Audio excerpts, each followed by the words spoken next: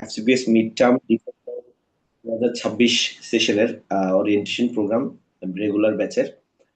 আজকে আমরা আসলে একটি নতুন সময়ে এসে পৌঁছেছি, যেখানে আমরা অলরেডি হচ্ছে যে একটি ব্যাচের পরীক্ষা শেষ করলাম।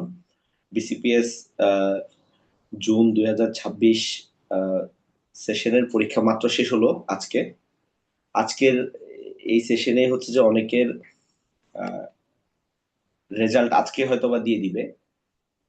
রেজাল্ট পাওয়ার পরে অনেকে খুশি থাকবে, অনেকে হচ্ছে যে একটু মন খারাপ করবে, সেটা স্বাভাবিক এবং সাময়িক। এরপরে হচ্ছে যে আবার নতুন যুদ্ধে সবাই আবার নেমে পড়বে। আশা করি সবার জন্য শুভকামনা রেখেই আমরা আছে যে আজকে আমাদের এই ওরিয়েন্টেশন প্রোগ্রামটা শুরু করতে চাই।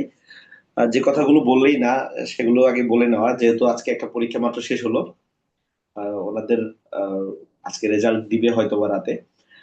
সবকিছুর পরেও হচ্ছে যে আমাদের তো কন্টিনিউ করে যেতে হবে পড়াশোনা, যার কারণে হচ্ছে যে আমাদের নতুন যে সেশন ডিসেম্বর 2026, সেই সেশনের রেগুলার ব্যাচ নিয়ে আমরা আজকে ওরিয়েন্টেশন প্রোগ্রামে এসেছি। আমাদের সাথে ওরিয়েন্টেশন প্রোগ্রামটি মডারেট করছি আমি, doctor Saiful Islam Rakib, FCPS part two trainee endocrinology and metabolism. এবং আমাদের সাথে আছেন দুজন mentor, doctor Rehnuma Alam Purna, FCPS part two trainee internal medicine, Dhaka medical college. এবং আমাদের সাথে আরেকজন আমাদের জনপ্রিয় মেন্টর রয়েছেন, ডাক্তার নাদিয়া জামান স্বপ্না আপু।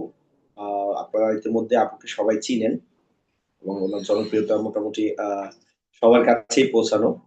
ও এফসিবিএস ফাইনাল পার্ট ট্রেনে ঢাকা মেডিকেল কলেজে আছেন। আমি প্রথমেই আমাদের এই ব্যাচের সাথে যুক্ত ছিল গত সেশনে বলতে এর আগের সেশনে 2000 জানুয়ারি 2026 রেগুলার ব্যাচে স্টুডেন্ট ছিলেন ডাক্তার রেহনুম আলমপূর্ণা আপু। ওনার থেকে একটু জেনে নিব যে আমাদের এই ব্যাচের মানে ওনাদের যে উনি এই ব্যাচে ছিলেন এবং হচ্ছে যে ওনার যে অভিজ্ঞতা এই ব্যাচে কোনো কিভাবে উনি এই ব্যাচে মানে যুক্ত থেকে ওনার পরীক্ষা পাশ করেছেন এবং হচ্ছে যে কোনো যে কোন কোন জায়গায় উন্নতির জায়গা রয়েছে এখনো, সেই জায়গাগুলো আমরা কিভাবে অ্যাডজাস্ট করেছি, সেই বিষয়গুলো আপু থেকে শুনবো। আপু আমাকে শুনতে পাচ্ছেন? জি, শোনা যাচ্ছে। রেহনুমা আলমপূর্ণা আপু, আপনাকে আপনার স্পিচ নিয়ে আসার জন্য অনুরোধ করছি। আমাকে কি শোনা যাচ্ছে? জি আপু, আপনাকে শোনা যাচ্ছে। আচ্ছা। সালামু আলাইকুম। আমি doctor Rehnuma Alam Purna, FCPS part two trainee হিসেবে ঢাকা মেডিকেলে আছি। আমি হচ্ছে যেটা বলতে চাই যে হচ্ছে মিড টার্মটা হচ্ছে ডে বাই ডে হয়তোবা কঠিন থেকে কঠিনতর হচ্ছে। যারা হচ্ছে মিড টার্মের শুরুতে এক্সামটা দিয়েছেন তাদের জন্য যতটা স্মুথ ছিল, আমাদের জন্য জার্নিটা ডে বাই ডে একটু হয়তোবা কঠিন হচ্ছে। তো তারপরেও সবাই পাস করতেছে, কিছু পাস করতেছে, কেউ হচ্ছে কারো হয়তো খারাপ হচ্ছে। সব মিলিয়ে হচ্ছে যেটা রাকিব বললো যে সাময়িক, এটা এটা নিয়ে টেনশনের কিছু নাই। কিন্তু এটা হচ্ছে যেহেতু যারা রেগুলার ব্যাচের সাথে যুক্ত আছেন বা রেগুলার ব্যাচে ভর্তি হবেন, তাদের জন্য যেটা ইয়ে থাকবে আমার সাজেশন, যে হচ্ছে এই ব্যাচটা হচ্ছে একদম রেগুলার। আপনার হচ্ছে প্রত্যেকটা টপিক ধরে ধরে প্রত্যেকটা চ্যাপ্টার ওয়াইজ আপনাকে পড়ায় দেওয়া হবে, বা কি কি টপিক থেকে কোশ্চেন আসে, কোন কোন পার্টের উপর আপনার জোর দিতে হবে, সেগুলো সবই জেনেসিস এর সাথে যদি আপনি কন্টিনিউ করেন, ওনারা ওইভাবেই আপনাদেরকে আপনি গাইড করবে এবং ওইটা সামনে আগাই আপনাদের পথ চলা। কিন্তু রেগুলারিটিটা মেনটেন করতে হবে। আর বেশি বেশি এক্সাম দিতে হবে, এক্সামের কোনো বিকল্প নাই। শুরু থেকে শেষ পর্যন্ত আপনারা যতটুকুই পড়তে পারেন। হয়তো আমাদের কর্ম লাইফে আমরা বিজি থাকি, তারপর হচ্ছে আমাদেরকে ফ্যামিলিতে টাইম দিতে হয়, সবকিছু মিলে হচ্ছে পার্ট ওয়ানে আমরা যে টাইমটা পাই পড়াশোনা করার জন্য, সেই টাইমটা কিন্তু আসলে মিড টার্মের জন্য পাওয়া যায় না। হ্যাঁ, তো আমাদেরকে যেটা করতে হবে, ফাঁকে ফাঁকেই জেনেসিসের সাথে যুক্ত থেকে যতটুকু ওনারা পড়ায় দেয় বা যে মেন্টররা আপনাদেরকে যেভাবে সাজেশন করে দেয় ওটা কন্টিনিউ করা। এবং মেইন বইয়ের পাশাপাশি, ডেভিডসনের পাশাপাশি অবশ্যই আপনাদেরকে যে চ্যাপ্টারটা, ধরেন আপনি একটা রিউমাটোলজিতে আপনার ক্লাসটা শুরু হলো, তো রিউমাটোলজির টপিক গুলা হয়তো বা মেন্টর যে থাকবে উনি বলে দিল বা গুছাই দিল, সেই টপিক গুলো আপনি ফুল দেখে যেতে পারলেন না, কিছু দেখলেন। পাশাপাশি আপনাকে চেষ্টা করবেন, আপনি যদি 10টা অস্পিও হয় তাও 10টা অস্পি জলিল স্যারের বই থেকে সাইমালটেনিয়াসলি দেখে ফেলবেন। এবং আপনার পরীক্ষার প্রিপারেশন নেই, আপনার 2 দিন পরে হয়তো বা পরীক্ষা, রেগুলার ব্যাচে 2 দিন বা 3 দিন পরে হয়তো বা আপনার এক্সাম দিতে হবে ফুল ইয়াটার উপরে, চ্যাপ্টারটার উপরে। তো আপনি যেটা করবেন যে হচ্ছে আপনি পড়েন বা না পড়েন অবশ্যই এক্সামটা অ্যাপিয়ার করবেন। দরকার হলে আপনি বই খুলে খুলে লিখেন, কিন্তু এক্সামটা দিবেন, এটা আপনার কনফিডেন্স লেভেল পরীক্ষা হলে গিয়ে বুস্ট করবে। যেমন আমাদের সময় জানুয়ারি 2026 সেশনে অনেক কোয়েশ্চেন আসছে এরকম, হয়তো বা আমরা পড়ে যাই নাই বা ওই টপিক ওয়াইজ ইয়া করি নাই, কিন্তু লিখে আসতে পারছি, কারণ হচ্ছে ওই পরীক্ষা দিতে দিতে আপনার একটা ওরিয়েন্টেশন হয়ে যাবে, ঠিক আছে? ওটা আপনি পারবেন। আর প্যাথোজেনেসিস গত 2 সেশন ধরে হচ্ছে, জানুয়ারিতেও আসছে, এবার জুনের সেশনও দেখলাম প্যাথোজেনেসিস নিয়ে স্যাররা একটু গুরুত্ব দিচ্ছেন। সো প্রত্যেকটা টপিকের প্যাথোজেনেসিস গুলো একটু দেখে যাবেন। আর যেটা না বললেই না, পাশাপাশি আপনাদেরকে অসপি যে টপিক গুলা রেগুলার ব্যাচে, তো অসপি অস্কির টপিক গুলো আপনাদেরকে দেখানো হবে। তো ওই টপিক গুলাও সাইমালটেনিয়াসলি একটু প্র্যাকটিস করে যাবেন। তাহলে হচ্ছে আপনাদের পরীক্ষার আগে গিয়ে যে একটা পাজেল হওয়া, সেই পাজেলনেসটা কাটবে এবং জড়তা কাটবে। পরীক্ষার হলে স্যারদের সামনে বলার যে জড়তাটা, সেটা কাটবে যদি আপনি শুরু থেকে রেগুলার প্র্যাকটিসটা করেন। তো আমার যেটা পার্সোনাল এক্সপিরিয়েন্স, পরীক্ষা দিয়েছি জেনেসিসে, হয়তো তো ভালো হয়েছে, কিছু খারাপ হয়েছে, এবং স্পেশালি যেটা বলবো মক টেস্টেও, আমার হচ্ছে অস্কি মক টেস্টেও আমি হিস্ট্রি ট্রেকিং এর সময় গিয়ে হয়তো বা কিছু একটা স্টেশনে, নাদিয়াপুর স্টেশনে ছিল এটা, ওইটাতে আমার খারাপ হয়েছিল, মানে আমি একদম পুরো পুরা থট ব্লক হয়ে বসে আছি যে কিছু বলতে পারছি না। বাট পরীক্ষা দেওয়ার পরে আমার যে এক্সপিরিয়েন্সটা হয়েছে, এবং সেটা গিয়ে আমি বিসিপিএস এ গিয়ে আমার আর ওই ভয়টা বা ওই জড়তাটা হয়তো বা কাজ করে না, আমি মক টেস্ট দেওয়ার কারণে। সো যেটা বলবো যে অবশ্যই আপনারা পরীক্ষা অ্যাটেন্ড করবেন, এবং ফাইনাল যে পরীক্ষাগুলা, সেটা রিটেনের জন্য হোক বা অসপি যে মক টেস্ট গুলো আছে, অবশ্যই এগুলো অ্যাপিয়ার করবেন। এগুলা দিলে টাইম নষ্ট হয় বা আপনি পড়ার সময় পাবেন না, এটা ভেবে কেউ পরীক্ষা অ্যাপিয়ার করা বন্ধ রাখবেন না। বা আপনার একটা টপিকে পড়া হয় নাই, আজকে রেগুলার ব্যাচে এই ক্লাসটা হয়েছে, আপনি পরের দিন পরীক্ষার সময়টা গেলেনই না, আমার তো পড়া হয় না, আমি যে গিয়ে কি করব। কিন্তু গিয়ে আপনি বই খুলে দেখে দেখেও যদি ওই টপিকের সম্পর্কে কিছুটা লিখে আসেন, এটা আপনার মেইন পরীক্ষাতে গিয়ে যে কি পরিমাণ হেল্প হবে, সেটা আপনি পরীক্ষার হলে গিয়ে বুঝতে পারবেন। তো সবার জন্য হচ্ছে শুভকামনা রইলো, এবং সবাই আশা করি জেনেসিসের সাথে থাকবেন। জেনেসিস যেভাবে সবাইকে গাইড করে, আমার মনে হয় না অন্য কোথাও এই ইয়াটা আপনারা পাবেন, সুযোগটা আপনারা পাবেন। সো জেনেসিসের সাথেই থাকেন সবাই, এবং জেনেসিস যেভাবে আপনাদেরকে পথটা দেখায় দেয়, ডিরেকশন দেখায় দেয়, জেনেসিসের মেন্টররা যেভাবে বলে, সেভাবে আপনারা কাজ করেন, পরিশ্রম করেন, ইনশাল্লাহ সবার পাস হয়ে যাবে। সবার জন্য শুভকামনা। আসসালামু আলাইকুম।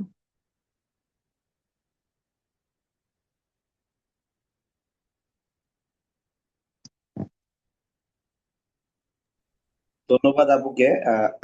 আপু হচ্ছে যে আপুর মূল্যবান কথাগুলো শেয়ার করার জন্য। ইতিমধ্যে আমরা অনেকে দেখেছি মিড টার্মের রেজাল্ট অলরেডি পাবলিশড হয়ে গেছে। আমরা ইতিমধ্যে অনেকের রেজাল্ট শুনছি। আজকের যে পরীক্ষা ছিল, আশা করছি রেজাল্ট, পূর্ণাঙ্গ রেজাল্ট আমাদের হাতে এসে পৌঁছালে আমরা আরো বিস্তারিত ভাবে জানতে পারবো আমাদের কেমন পাশ করেছে। এখন আসলে মানে ইন্ডিভিজুয়ালি কয়েকজন হচ্ছে হয়তো বা গ্রুপে মেসেজ দিচ্ছে এরকম জানছি। বিস্তারিত রেজাল্ট এখনো জানা যায় না। যাক, আপুকে ধন্যবাদ আপুর ব্যক্তিগত এক্সপিরিয়েন্স শেয়ার করার জন্য। আমরা আহ, আমাদের এই ওরিয়েন্টেশন প্রোগ্রামের এই পর্যায়ে কিছু কথা না বললেই নয়, যেগুলো বলা দরকার। এই আমাদের রেগুলার ব্যাচ, এটা হচ্ছে যে আমাদের আহ, যে কোনো সেশনের যে ব্যাচগুলো, সেই ব্যাচগুলোর মধ্যে হচ্ছে যে একটা আহ, কি বলবো এটাকে, স্ট্যান্ডার্ড যে ব্যাচটা, আমরা যদি বলি যে আমরা একটা পরীক্ষার জন্য আমরা 6 মাস প্রিপারেশন নিব, যদিও এখন হচ্ছে যে আমাদের সেশন পরীক্ষা আগাই নেওয়ার কারণে হচ্ছে যে আমরা একটু সময়টা কম পাই, অলমোস্ট 5.5 মাসের মতো পাই। যার কারণে হচ্ছে যে যদি আমরা কোনো ব্যাচকে মানে স্ট্যান্ডার্ড ব্যাচ চিন্তা করি, সেক্ষেত্রে হচ্ছে রেগুলার ব্যাচটা হচ্ছে যে সব থেকে স্ট্যান্ডার্ড ব্যাচ, যেটাতে আপনি যদি রেগুলার পড়াশোনা করে যান, এই ব্যাচের সাথে থেকে আপনার ইনশাল্লাহ একটা কমপ্লিট প্রিপারেশন হবে। পাস ফেল আল্লাহ, এটা হচ্ছে যে যাকে যখন নির্দিষ্ট সময়ে আপনাকে আল্লাহ দিবেন, তখনই আপনি পাস করবেন, অথবা এর আগ পর্যন্ত আপনি সাকসেস হবেন না। তবে এই রেগুলার ব্যাচ যেটাকে আমরা হচ্ছে যে, যদি কেউ অ্যাভারেজ স্টুডেন্ট যারা আমরা, ম্যাক্সিমামই হচ্ছে যে রেগুলার ব্যাচের সাথে যদি আমরা কমপ্লিট মানে কন্টিনিউ করে যেতে পারি, আমাদের অলমোস্ট পাশের পুঁজি হয়ে যায়। আহ, তারপরও আমরা এই ব্যাচের যে বিস্তারিত আমাদের কারিকুলাম এবং সুযোগ সুবিধা এবং আমরা আপনাদেরকে যে সেবাগুলো দিয়ে থাকতে পারবো এই বিষয়ে একটু আলোকপাত করার জন্য আমরা আমাদের সিনিয়র মেন্টর নাদিয়া জামান স্বপ্না আপুকে আহ, কথা বলার জন্য অনুরোধ করছি। আপু অলরেডি এক্সাইটেড, যুক্ত হয়ে গেছেন এবং এর মধ্যে রেজাল্টও দিয়ে দিয়েছে। এটা নিয়ে আসছে। আপু আর দেরি না করি, আপু হচ্ছে যে শুরু করেন আপু। Thank you doctor Rakib. আসসালামু আলাইকুম। আমাকে কি ক্লিয়ারলি শোনা যাচ্ছে এবং দেখা যাচ্ছে? জি ম্যাম, শোনা যাচ্ছে, দেখা যাচ্ছে। ওকে। তো আপনাদের সবাইকে স্বাগতম জানাচ্ছি আজকের রেগুলার ব্যাচের অরিয়েন্টেশন প্রোগ্রামে। তো যদিও আপনারা আসলে রেগুলার ব্যাচ, দ্যাট মিনস আপনারা তো পরীক্ষা দিবেন, আপনাদের ডিসেম্বরে পরীক্ষা, আমাদের হাতে 5 সাড়ে 5 মাস সময় আছে। তো আপনাদের এই অরিয়েন্টেশন ক্লাস শুরু হতে হতে আপনারা ইতিমধ্যে শুনছিলেন যে আমাদের আসলে আরেক ব্যাচের পরীক্ষা আজকেই শেষ হয়েছে। এই সেশন, জুনের সেশনের পরীক্ষাটা, তাদের রেজাল্টও চলে আসছে। তো যাই হোক, এটা আমাদের আরেকটা পার্টস, আমাদের লাইফে তো সবকিছুই থাকে, আপনাদেরও এই দিনটা আসবে সামনে, আপনাদের সাথে আমরা থাকবো একইভাবে। তো আজকে যেই উদ্দেশ্যে আপনাদের অরিয়েন্টেশনটা, একটা কথা আমি সবার আগে বলি, আমরা ম্যাক্সিমাম এই লেভেলে এসে আমরা মনে করি কি যে আমরা তো একটা ব্যাচে ভর্তি হয়েছি, ফার্স্ট ক্লাস যেদিন শুরু হবে সেদিন থেকে ক্লাস করব। অরিয়েন্টেশন ক্লাস আমরা কেউ করি না। তা আমার আপনাদের কাছে হাম্বেল রিকোয়েস্ট থাকবে, যারা আপনারা আজকে যারা যুক্ত আছেন তাদেরকে আমার পক্ষ থেকে স্পেশালি থ্যাংক ইউ যে আপনারা জয়েন করেছেন। আর যারা যুক্ত হন নাই, আপনারা আপনাদের কলিগস, ফ্রেন্ডস, যারা আপনাদের এই কোর্স মেট আছেন, এই ব্যাচমেট আছেন, সবাইকে বলবেন অরিয়েন্টেশন ক্লাসটা একবার শুনতে। এটার উপকারিতাটা কি? এটার উপকারিতাটা হচ্ছে আমরা এই টোটাল এই 5 মাস, সাড়ে 5 মাস, মানে আপনাদের এই রেগুলার ব্যাচে আমরা থাকবো আপনাদের সাথে আমাদের রিটেন পরীক্ষা হওয়া পর্যন্ত। আমরা একদম কন্টিনিউয়াস, আপনারা রিটেন যেদিন মানে এসবি এবং এসএ কিউ দিয়ে বের হয়ে আসবেন, রিটেন রেজাল্ট পাবলিশ হওয়ার আগ পর্যন্ত আমরা আপনাদের মানে রিটেন পরীক্ষা দিতে যাবেন তার আগের দিন রাত পর্যন্ত দেখবেন 2টা 3টা পর্যন্ত আমরা আপনাদের সাথে অ্যাটাচ থাকি, হ্যাঁ, সেটা গ্রুপে হোক বা যেভাবেই হোক। তো এই পর্যন্ত আমরা আপনাদের সাথে থাকবো। তো এই যে টোটাল সাড়ে 5 মাসে আপনি জেনেসিসে ভর্তি হলেন, আপনি একটা ব্যাচে আছেন, আমরা কিন্তু আপনাদেরকে ওন করি। আমরা সবসময় বলি জেনেসিস একটা পরিবার। এখানে আপনি এটা এটা just simple, not a simple coaching centre, আসলে এরকম কোনো কোচিং সেন্টার না এখানে। আমরা অনেক বেশি প্রফেশনালিজম থেকে বাইরে যেও আমরা কিন্তু চেষ্টা করি আপনাদেরকে এক্সট্রা সাপোর্ট দেওয়ার জন্য। সো এই যে সাপোর্ট আমরা দিব, আমরা আপনাদেরকে কি সাপোর্ট দিব, আপনি সেটা নিবেন কিভাবে, কখন সেটা কিভাবে নেওয়া উচিত, এই প্রোগ্রামটা কিন্তু এই অরিয়েন্টেশন ক্লাসে আপনার একটা অরিয়েন্টেশন হয়ে যায়। আপনি জানবেন যে আমাকে এখান থেকে কি কি প্রোভাইড করা হবে। তো এটা হলে হবে কি, আপনি যদি একটা কোর্স কারিকুলাম জানেন, তাহলে আপনি পরবর্তীতে সেভাবে কিন্তু নিজেকে রেডি করতে পারবেন যে হ্যাঁ আমি তো জানি আমার অমুক ক্লাস এভাবে হবে, এই টপিকটা আমাকে ক্লাসে বুঝাই দিবে, স্টুডেন্ট আমার এখন প্যারা নেওয়ার দরকার নাই, বা এই জিনিস আমাকে ক্লাসে হবে না, এটা আমাকে পরবর্তীর জন্য রেডি হইতে হবে রিটেনের পরে। তো এরকম কিছু ব্যাপার থাকে। তো এই ব্যাপারগুলো নিয়ে আমি এখন আপনাদের সাথে মূলত আলোচনা করব। আমি ডক্টর নাদিয়া জামান, ফাইনাল পার্টে আছি ঢাকা মেডিকেল কলেজে। আচ্ছা, আমি একটু স্লাইড দেখাচ্ছি আপনাদের বোঝার সুবিধার্থে। আমি খুব শর্টলি বলবো, আপনাদের খুব সময় নিব না। মিড টার্মে আমরা জানি যে মিড টার্ম আমরা কখন দিই, এটা আমরা সবাই মোটামুটি এখন আমরা মানে প্রত্যেকেই জানি যে আপনাদের কোর মেডিকেল ট্রেনিং 2 বছর শেষ হয়ে গেলে আমরা সবাই মিড টার্মে হয়। আপনারা জানেন যে বিসিপিএস এর সিস্টেম হচ্ছে পরীক্ষা আপনাকে দিতেই হবে। আপনি যদি পরীক্ষা না দেন আপনি ট্রেনিং কন্টিনিউ করতে পারবেন না। পরীক্ষা দিয়ে ফেল করেন সেটা ডিফারেন্ট ইস্যু, সেটার জন্য পরবর্তী আরো অ্যাপ্রোচ আছে, সেটা আলাদা ব্যাপার। তো মিড টার্ম আপনাকে বসতেই হবে রেগুলার শিডিউলে। এখন মিড টার্ম 2 বছর পর আপনি যখন ট্রেনিং শেষ করে কমপ্লিট হবে আপনি বসবেন, আপনার কি কি থাকবে মিড টার্মে, আমাদের কি কি থাকে, আমাদের 4টা কম্পোনেন্ট থাকে, হ্যাঁ। SBA, SAQ, OSPE, OSCE. এখন এসবিএ আমরা ছোটবেলায় যেরকম পার্ট 1 এসবি দিয়েছি হুবহু সেরকম এসবিএ না। এসবিএ টা আমাদের আরো ইলাবোরেটরি থাকে আর একটু ডিফিকাল্ট থাকে, not like MRCP, not like FCS part 1, একটু মিডিয়াম রেঞ্জে একটু স্ট্যান্ডার্ড কোশ্চেন করা হয়, হ্যাঁ। তো এসবিএ এর জন্য আমাদের কন্টেন্ট একটাই ডিভিশন, আমরা কন্টেন্ট নিয়ে একটু পরে আলোচনা করব। এরপর আসেন এসএকিউ। এখন আচ্ছা, এসবিএ কয়টা থাকবে? আমাদের মূলত 50টা এসবিএ থাকবে আপনাদের, হ্যাঁ, 2 নাম্বার করে, এবং প্রতিটা এসবিএ এর জন্য 2 মিনিট করে টাইম থাকে। তো 50টা এসবিএ তে 100 নাম্বার। এখন আপনি প্রথম দিন এসবিএ পরীক্ষা দিবেন, এসবিএ দেওয়ার পর দিন আপনার হচ্ছে এসিকিউ থাকবে, রিটেন, যেটা আমরা বলি রিটেন পরীক্ষা, মানে বেসিক্যালি কাগজে কলমে যেটা আমরা লিখি, অ্যান্সার লিখি, লিখিত পরীক্ষা যেটা, হ্যাঁ, সেটা হচ্ছে আমাদের এসিকিউ। তারপরে এসিকিউ এর পরে আপনি পরীক্ষা দিয়ে চলে আসবেন, এরপরে রেজাল্টটা দিতে আপনার মিনিমাম 1 সপ্তাহ তো নিবে। রেজাল্ট দেওয়ার পরে আপনাকে জানাবে যে আপনি কি ইলিজিবল কিনা অসপির জন্য, হ্যাঁ। এখানে এমন না যে আপনি রিটেন পাস না করলেও আপনি অস্ত্র দিতে পারবেন, এরকম ব্যাপার না। এখানে হচ্ছে আপনাকে আগে এসবি এবং এসিকিউ দুইটা মিলায় পাস করতে হবে 60% নাম্বার পেয়ে।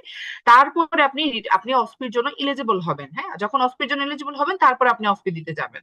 সো অস্পি এবং অস্কি, অস্পি পরীক্ষাটা যদি সাধারণত আমাদের সময় পর্যন্ত আমরা এই সেশনটা বাদে যে আজকে রেজাল্ট যাদের দিল তারা বাদে এখন পর্যন্ত একদিনেই হয়ে আসছে। অসপি এবং অস্কি একদিনে হয়েছে। এই সেশনে আমাদের প্রায় 750 এক্সামিনি ছিল, বিসিপিএস এর পরীক্ষার্থী ছিল মিড টার্মে 750 অ্যারাউন্ড। তো এই কারণে স্যাররা আসলে 2 দিন অ্যারেঞ্জ করেছেন, একদিন অসপি হয়েছে, পরের দিন অস্কি হয়েছে।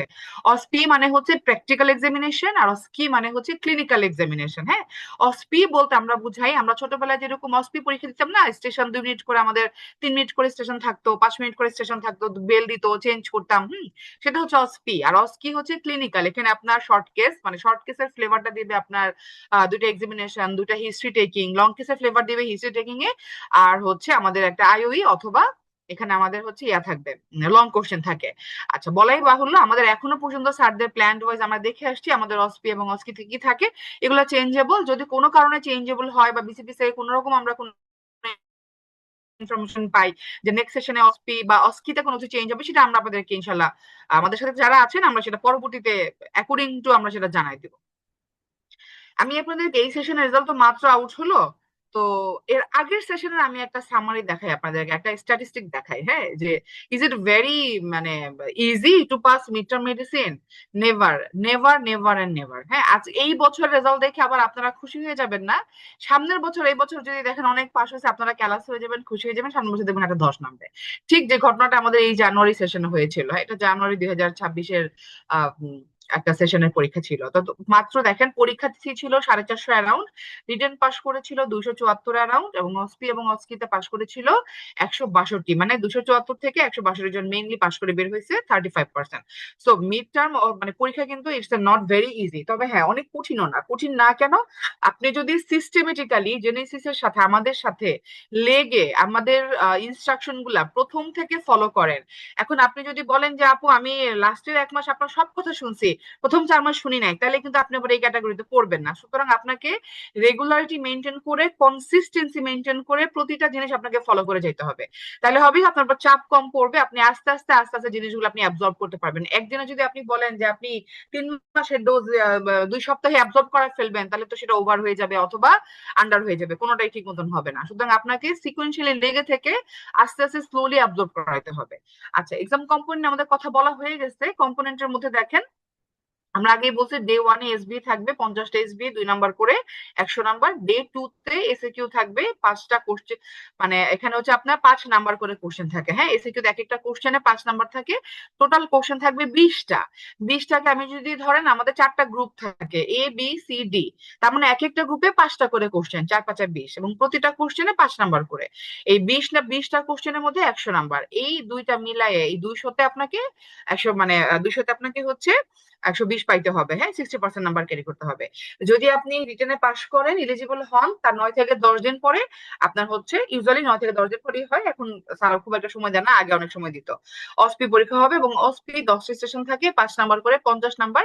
অসকিতে থাকে 5 নাম্বার করে 10, এখানে 5টা স্টেশন 10 নাম্বার করে, মানে উল্টা। হ্যাঁ, অসকিতে কম থাকে, স্টেশন কম থাকে, নাম্বার বেশি থাকে, এখানে 50 নাম্বার। এই দুইটা মিলে আবার আপনাকে টোটাল 60% পাস করে আসতে হবে। যদি আপনি সবগুলা মিলে 60% পান অসপি এবং অস্কি, তাহলে আপনি ফাইনালি পাস বলতে পারবেন। ওকে, এখন আসেন আমাদের কোর্স আউটলাইনটা কি। এই যে আপনারা আমাদের সাথে থাকবেন, আপনাদেরকে আমরা বলি যে আমরা আপনাদেরকে ওন করি, সুতরাং আপনাদেরকেও জানতে হবে যে আমরা আসলে আপনাদের জন্য কি কি আয়োজন করি। হ্যাঁ, আমাদের জন্য কি কি থাকবে।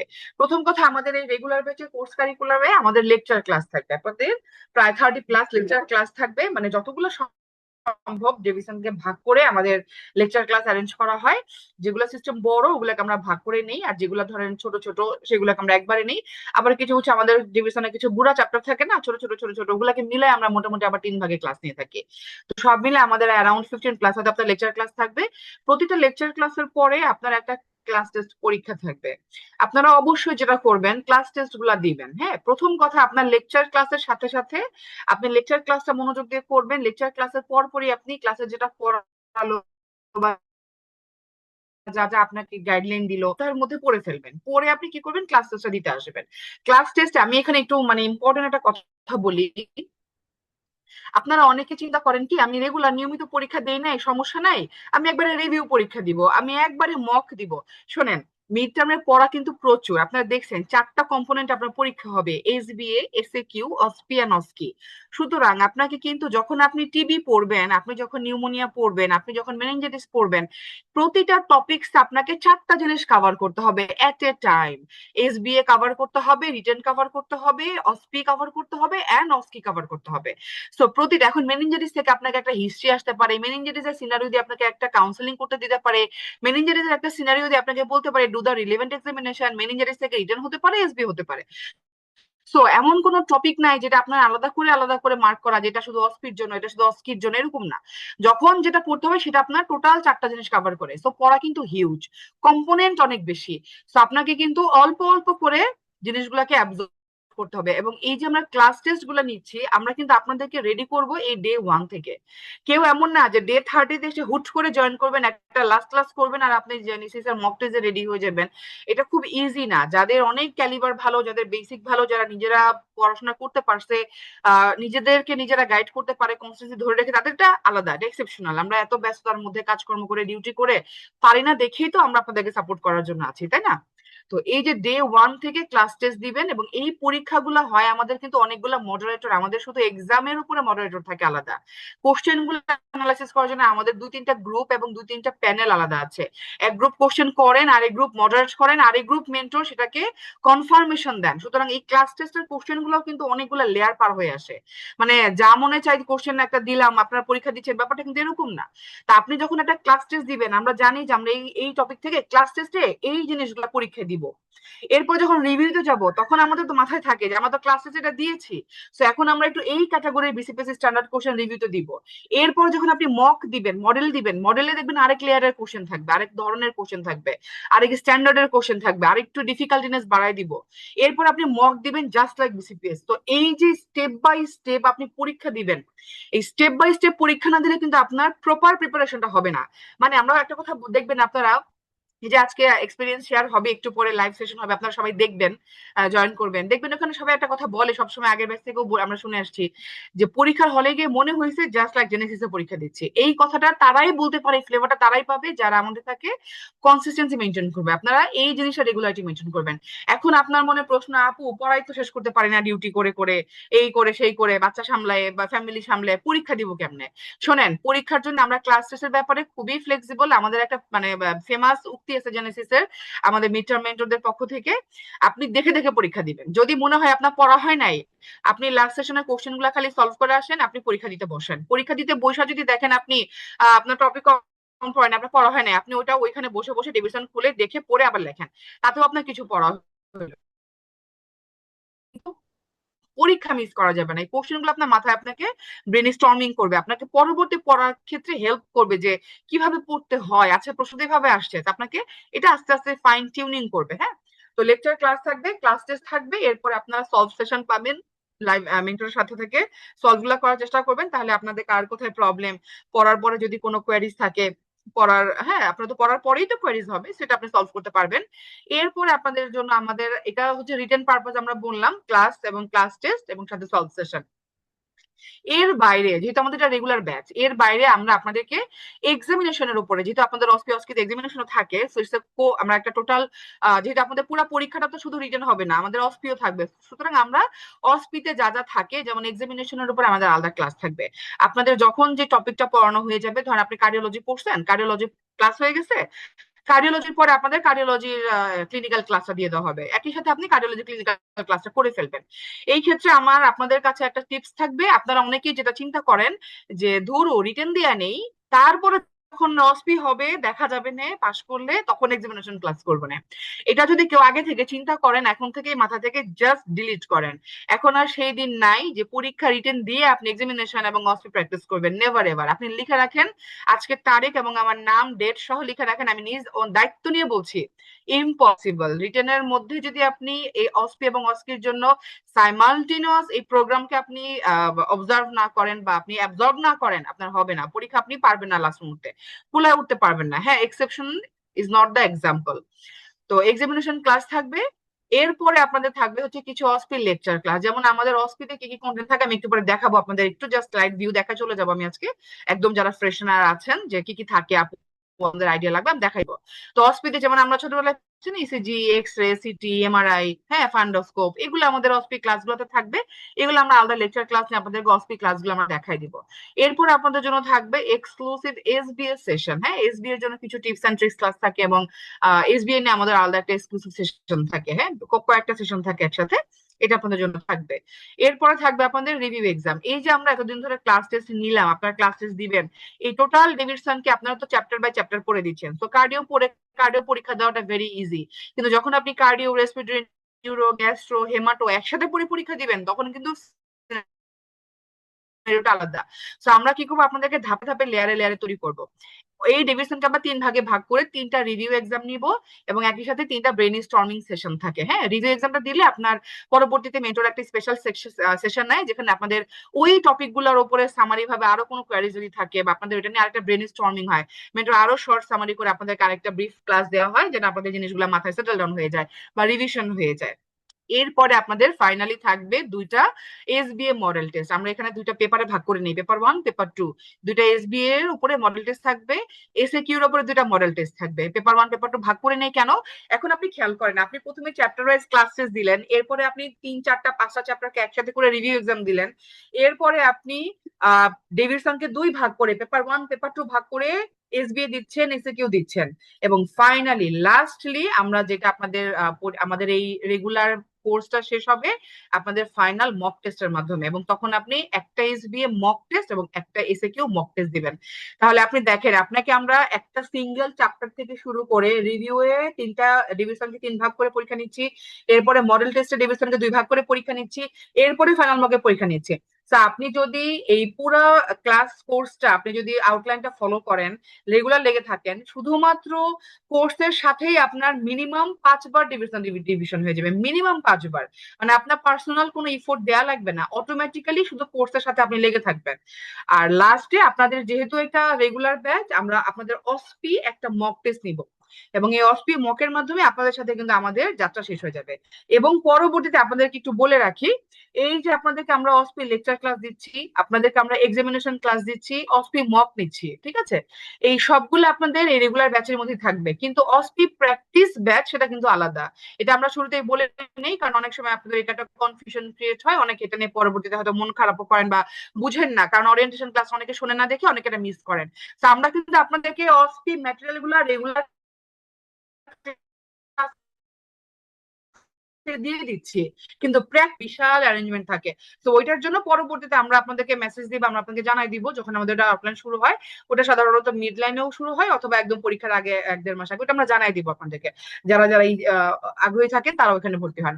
তো অসপি প্র্যাকটিস ব্যাচ, এটা অসপির জন্য খুব ইম্পর্টেন্ট, কারণ আসলে প্র্যাকটিস তো করাই লাগবে, প্র্যাকটিস ছাড়া অসপি কোনোদিন মানে আউটপুট আসবেই না। সুতরাং ওটা আলাদা ব্যাচ, এটা জাস্ট আপনারা মাথায় রাখেন। আপনাদের অসপি ইনক্লুডেড সমস্ত লেকচার কিন্তু আমরা ক্লাসের মধ্যেই নিয়ে নিব, এবং আপনারা অবশ্যই অসপি মকটা এখান থেকেও দেওয়ার চেষ্টা করবেন। হ্যাঁ, এছাড়া তো অসপির আগে আমাদের আরো স্পেশাল ক্রাশ ব্যাচ বা হচ্ছে আমাদের র্যাপিড অসপি ব্যাচ আসে, যেগুলো আমরা মক টেস্ট আলাদা থাকে, সেটা আলাদা। তো এই হচ্ছে আপনাদের টোটাল কারিকুলাম। হ্যাঁ, তাহলে ক্লাস টেস্ট থাকবে, সলভ সেশন থাকবে, এক্সামিনেশন ক্লাস দেওয়া হবে আপনাদেরকে, অসপি লেকচার থাকবে, এক্সক্লুসিভ এসবি সেশন থাকবে, বিভিন্ন ভাবে পরীক্ষা থাকবে, 3 ধরনের রিভিউ, মডেল টেস্ট এবং মক টেস্ট, এবং অসপির উপর আপনাদের মক টেস্ট থাকবে। এই হচ্ছে আপনাদের কোর্স আউটলাইন। এখন আমি যদি শর্টলি বলি কিভাবে প্রিপারেশন নেবেন ফর রিটেন, রেগুলার ক্লাস করবেন, আমি অলরেডি এর মধ্যে পুরোটা ব্রিফ করে ফেলছি, আর বেশি আসলে বলার কিছু নাই। রেগুলার ক্লাস করবেন, ক্লাস টেস্ট দিবেন, রেগুলার এক্সাম দিবেন, সলভ ক্লাস করবেন, রেগুলারিটি মেনটেন করবেন, দ্যাটস ইট। আপনি শুধু রেগুলারিটি থাকেন, আপনার হয়ে যাবে। এখন আসেন how to prepare OSPE and OSCE exam. অসপির জন্য কি প্রিপেয়ার করব? আচ্ছা, অসপি এবং অস্কির জন্য টার্ম ডিউরেশন হচ্ছে যত আপনি আর্লি শুরু করতে পারেন, তার মানে এই যে এই লাইনটা শুধু পড়েন, আপনার কথা একটাই, আমি আগেই বলছি শুরুতে, যে আপনি যখন নিউমোনিয়া করবেন, নিউমোনিয়া থেকে এক্সট্রাটা কি আসতে পারে, তাহলে আপনি এটা অসপির জন্য নিউমোনিয়া থেকে হিস্ট্রিকে নিতে হবে, এটা আপনার হিস্ট্রি টেকিং এর জন্য। নিউমোনিয়া থেকে রিটেনে কি আসবে, নিউমোনিয়া থেকে আমার এসবিএ কি আসতে পারে। সো যখন যে চ্যাপ্টারটা পড়বেন সেই অনুযায়ী আপনাকে সেই জিনিসটাকে আপনাকে টপিক গুলা কভার করে ফেলতে হবে, এবং অবশ্যই চ্যাপ্টার ওয়াইজ আপনারা 40 স্যারের অসপি বইটা মানে ইয়া করবেন, সলভ করার চেষ্টা করবেন, চ্যাপ্টার ওয়াইজ জলিল স্যার অসপি বইটা চেষ্টা করবেন। ম্যাটেরিয়াল কি লাগবে আপনাদের? ম্যাটেরিয়াল হচ্ছে Davidson, Davidson and Davidson, only Davidson. বাজারের কোনো আউটসাইডের বই দরকার হয় না, কোনো নোট বই দরকার হয় না, কিচ্ছু না। আপনারা চেষ্টা করবেন জাস্ট ডেভিডসনকে ফলো করতে। এখন এখানে আমি এডিশনটা লিখি নাই, কারণ এখন 24 এবং 25 এর মধ্যে কি ডেভিডসন ঝুলছে, তাই না? এই আসবে আসবে করছে, সো কারেন্ট এডিশনটাই বেস্ট। আচ্ছা, এরপর আসেন জলিল স্যার অসপি বই। আমি আপনাদের থেকে একটা কথা বলি যে আপনি যখন হেমাটোলজি ক্লাস করলেন, হেমাটোলজি পড়ছেন, পরীক্ষা দিচ্ছেন, একদিন জাস্ট 2 থেকে 3 ঘন্টা সময় দিয়ে জলিল স্যারের হেমাটোলজি সেকশনটা খুলে, আপনাদের তো এখন পিডিএফ এর অভাব নাই, সব জায়গায় পিডিএফ পাওয়া যায়, হেমাটোলজি আলাদা করে চ্যাপ্টার ওয়াইজ পিডিএফ আছে, শুধুমাত্র হেমাটোলজিটা আপনি একবার দেখে ফেলবেন। এখন আপনি আপনার সুবিধা, আপনি একবার চ্যাপ্টার শেষ করার পরে দেখবেন, নাকি আপনি একদম শুরু থেকে প্রতিদিন 10টা করে জলিল স্যারের বই পড়বেন, এটা আপনার চয়েস। কিন্তু রিটেন পরীক্ষার আগে, রিটেনের আগে, আমি আবার রিপিট করছি, রিটেন পরীক্ষার আগে জলিল স্যারের বই মিনিমাম মিনিমাম মিনিমাম 2 বার শেষ করতে হবে। আদারওয়াইজ আপনি অসপি পরীক্ষায় রিটেন পাস করে গেলেও কভার করতে পারবেন না, কোয়াইট ইম্পসিবল হয়ে যাবে। সুতরাং জলিল স্যারের বই পড়ার 2 সাইডের উপকারিতা আছে। একটা হচ্ছে আপনার অসপির জন্য আপনি আগে অ্যাডভান্স রেডি হয়ে থাকবেন, দেওয়ার পরে যে আপনাকে ইলিজিবল দিবে, ওই রেজাল্টের পরে যে সময়টুকু পাবেন, আপনি 5 থেকে 7 দিন সময় পাবেন, তার মধ্যে আপনি এক্সামিনেশন এবং হিস্ট্রি প্র্যাকটিসটা করতে হবে, তখন আপনি অসপি পড়ার টাইম পাবেন না। সো অসপি আপনাকে আগে থেকেই করতে হবে। আরেকটা হচ্ছে সুবিধা কি, যে জলিল স্যারের বই সলভ করলে আপনি রিটেনের যে ফ্লেভারটা সেটাও পাবেন, কারণ আমাদের এসিকিউ গুলো এভাবেই প্রোগ্রাম করা যে short answer question. So short কোশ্চেনের শর্ট অ্যান্সারটা কিভাবে লিখতে হয় এগুলো আমাদের জলিল স্যারের বইতে পড়লে দেবেন, আপনার অটোমেটিক্যালি এটা রিটেনেও গাইড করতেছে, রিটেন পরীক্ষা আপনার হেল্প করতেছে, সুতরাং এটা পড়লে কোনো লস নাই। ওকে, তো রিটেনের জন্য স্টাডি ম্যাটেরিয়াল কি লাগবে? রিটেনের জন্য আমরা আগে বলছি যে দেখেন ডেভিডসন লাগবে, জলিল স্যারের বই লাগবে, ন্যাশনাল গাইডলাইন, এটার জন্য আমাদের আলাদা একটা ক্লাস হয়, জেনেসিস একটা লেকচার শিটও পাওয়া যায়, অবশ্যই ক্লাসটার সাথে কোরিলেট করে পড়তে হবে, অনলি লেকচার শিট দেখে আপনি মিলাতে পারবেন না, এটার জন্য আমরা আলাদা একটা ক্লাস দিব আপনাদেরকে। আর রিসেন্ট কোনো আপডেট থাকলে একটু চেষ্টা করবেন মাথায় রাখার, যেমন রিসেন্ট আপডেট ছিল ডেঙ্গু, মিজলস, এগুলো আমাদের আপডেটেড ভার্সন গুলো থাকতে হয়। এসবিএ প্র্যাকটিস বুকটা চেষ্টা করবেন পাশাপাশি রাখার, কারণ আমাকে কি বলে বইয়ের নামটা হচ্ছে আপনার রিটেন এইড। হ্যাঁ, রিটেন এইড, যদিও নামটা রিটেন এইড, কিন্তু এটা মেইনলি এসবি এর উপরে বেসিস করে। আর লাস্টে বইয়ের পেছনে দেখবেন আপনাদের প্রিভিয়াস সেশনে সব সলভ কোশ্চেন দেওয়া আছে, ডিসিপিএস এর রিটেন কোশ্চেন গুলা। তো এখানে আপনি এসবিএ প্র্যাকটিসও করতে পারবেন, আর প্রিভিয়াস ইয়ারের বিগত বছরের যে রিটেন কোশ্চেন গুলো ওগুলো সলভ করতে হবে। অবশ্যই লাস্ট সেশনের কোশ্চেন গুলো আপনাকে সলভ করতে হবে, হ্যাঁ, বিসিপিএস এর। আচ্ছা, এই হচ্ছে আপনাদের স্টাডি ম্যাটেরিয়াল। আর অসপির জন্য ম্যাটেরিয়াল হচ্ছে মেইনলি আপনাদের এক্সামিনেশনের জন্য ম্যাকলোটা আমরা ফলো করে থাকি ইউজুয়ালি, যেটা আমাদের টেক্সট বুকের ম্যাকলোটাই প্রোফাউন্ড, স্যাররাও এটা ফলো করেন।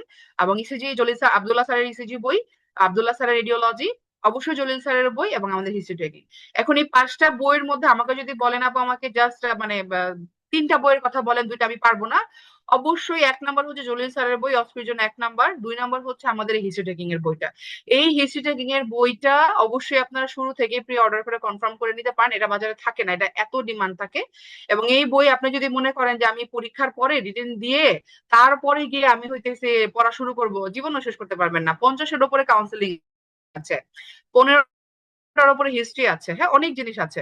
সো এই হিস্ট্রি টেকিং কাউন্সেলিং বইটা আপনারা রাখবেন, এটা আপনারা মাঝে মাঝে একটা দুটা করে একটু উল্টা উল্টা দেখবেন। একদম পকেট বই, আপনি ব্যাগে করে নিয়ে যাবেন, ওয়ার্ডে যাবেন, মাঝে মাঝে ফাঁকে ফাঁকে আপনি একটু দেখলেন যে একটা হিস্ট্রি কি বলছে, একটা কাউন্সেলিং আমি কেমনে করবো।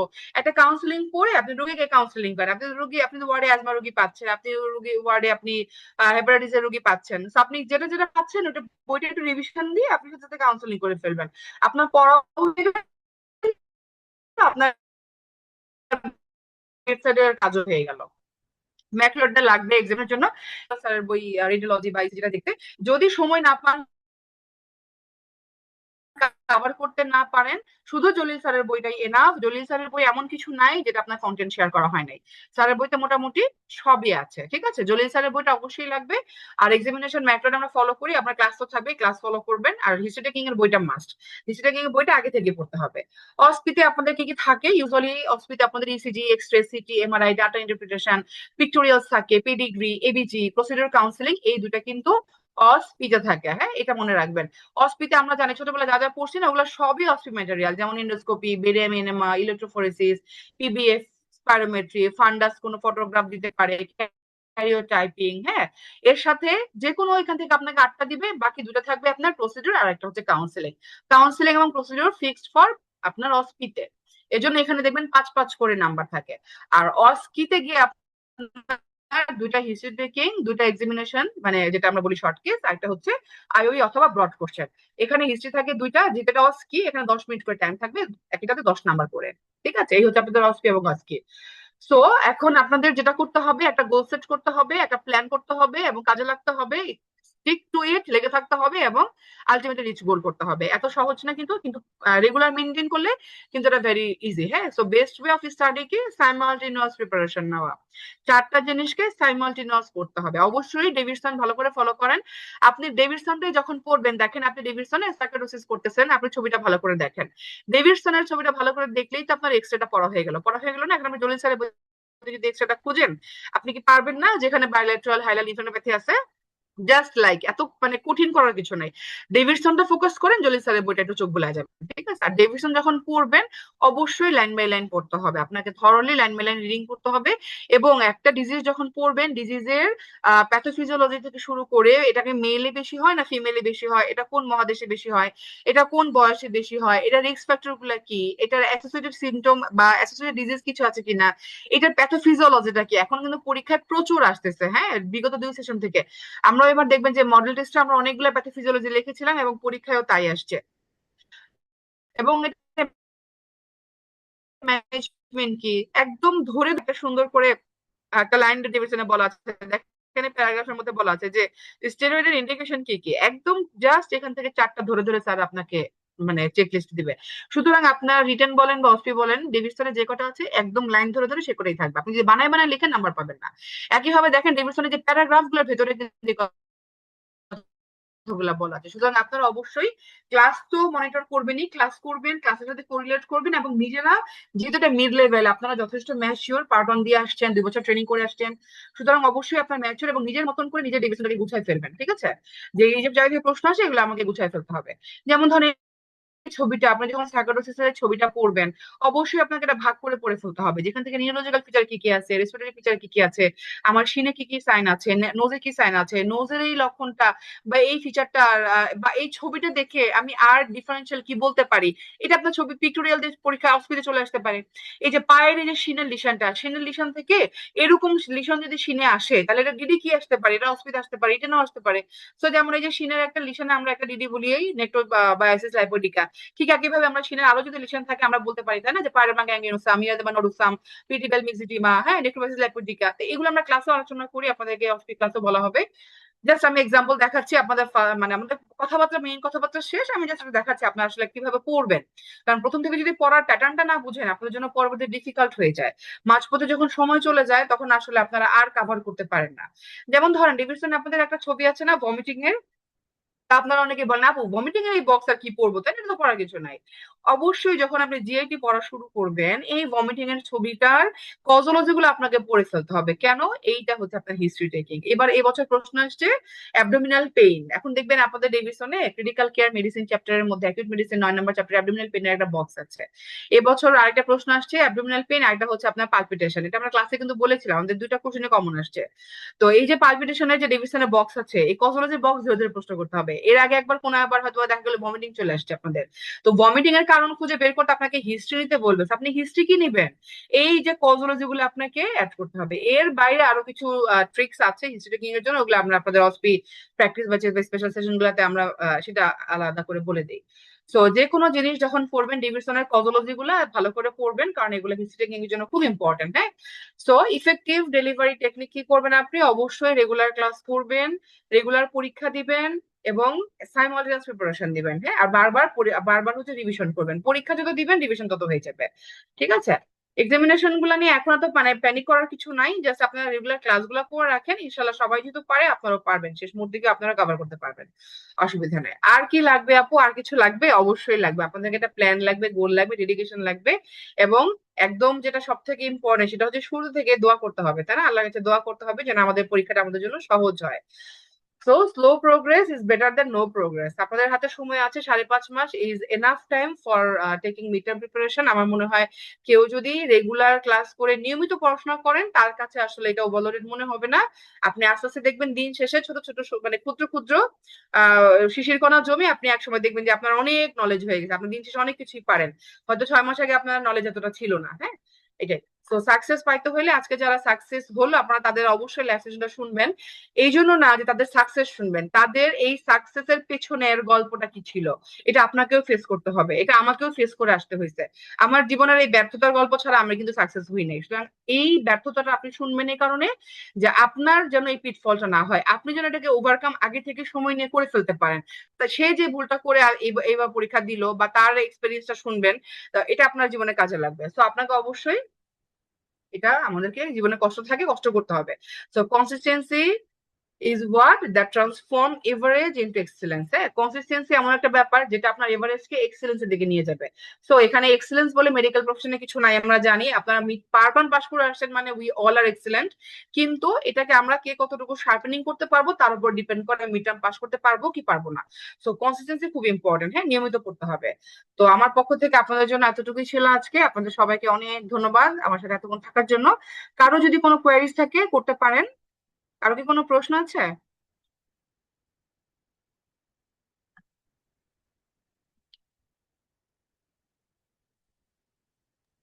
আর ধন্যবাদ আপুকে। আপু হচ্ছে যে ওনার এত বিস্তারিত ক্লাসের পরে, এই বিস্তারিত ওরিয়েন্টেশনের পরে আসলে হচ্ছে যে আর কারো কিছু জানার আছে কিনা সেটাও একটা বিষয়। কারণ আমাদের সাথে অনেকেই যুক্ত ছিল, প্রায় 12-13 জনের মধ্যে আমাদের সাথে যুক্ত ছিল।